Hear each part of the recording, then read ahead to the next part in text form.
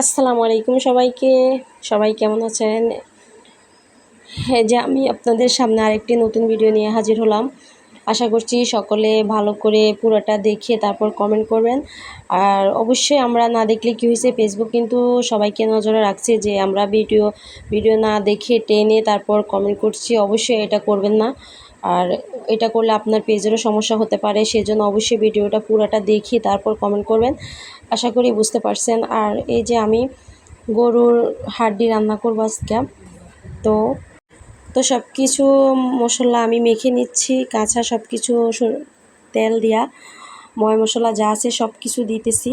তো হাতে ভালো করে একটু মেখে নিবে, যেহেতু মশলাটা একটু ভালো করে ভিতরে ঢুকতে পারে। আর আমি প্রেশার কুকারে হাড্ডি সিদ্ধ করি। আমি সবসময় প্রেশার কুকার ইউজ করি। হাঁড় রান্নার সময় একটু পানি দিয়ে দিলাম। তো পানি দেওয়ার পরে একটু ঢাকনা দিয়ে দিতেছি। তো ঢাকনা দেওয়ার পর আমি চুলায় বসাই দিলাম। কিছুক্ষণের মধ্যে আমার হাড়গুলো হয়ে যাবে। তো অবশ্যই যারা সিদ্ধ করতে সমস্যা হচ্ছে এবং কি হাড় রান্না করতে অসুবিধা হয়, অবশ্যই তারা প্রেশার কুকার ইউজ করতে চেষ্টা করবেন।